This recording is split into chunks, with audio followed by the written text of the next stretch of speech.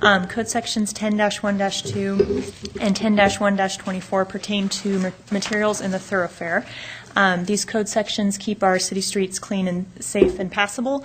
They protect our stormwater catch basins from contamination of materials, and they enable the city to cite violators when there's continued noncompliance of these sections.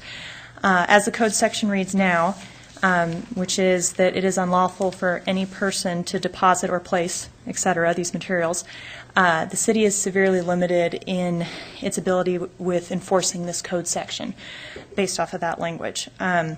We've researched this code section and received reports from the code enforcement officer for all the 14 violations that have occurred in the past year.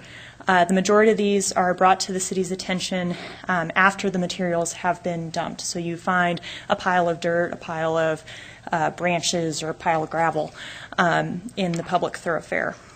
And when the city finds out about these materials, ownership is frequently not known at that time. Once ownership is determined, the owner is warned for the violation, and most owners correct the violation on their own by moving the materials.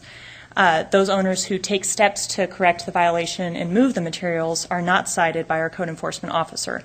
Obviously, we want to work with folks to move the materials as our first priority.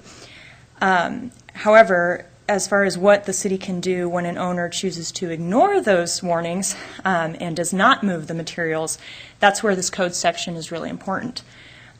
We have had a case recently like that where the owner ignored the warnings and did not move the materials. It actually ended up going to a court trial before the judge, and in that trial the city lost.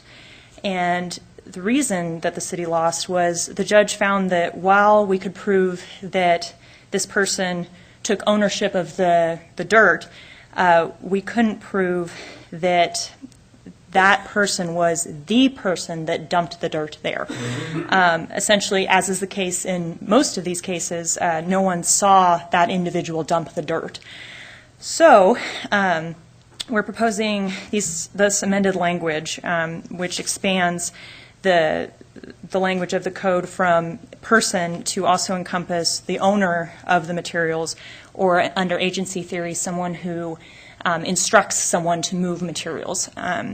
So that the code enforcement officer could cite on the offense based off of ownership and agency. I believe these amendments better fit what was the original intent, legislative intent behind these code sections, and I'd respectfully recommend that these proposed amendments and ordinance be approved, passed. Thank you. Questions for Liz?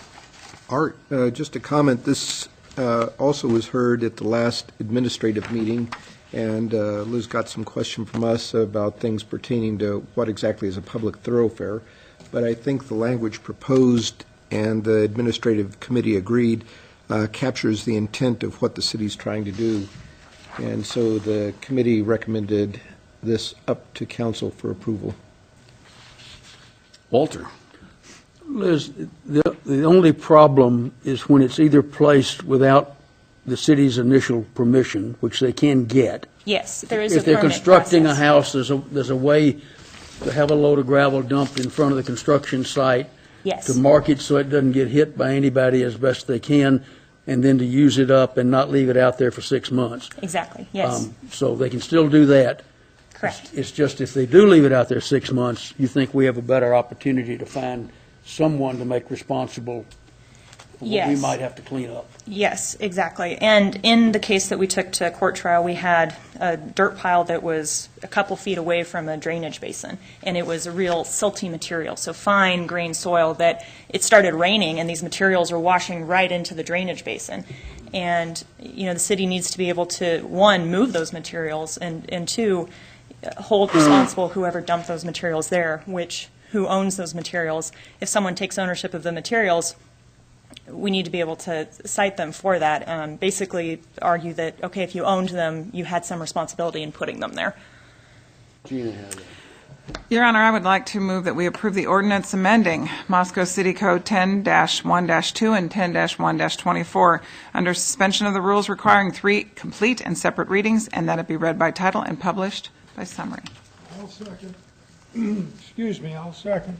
Okay, got a motion by Gina and a second by John to approve the ordinance amending MCC 10-1-2 and 10-1-24 under the suspension of the rules requiring 3 complete and separate readings.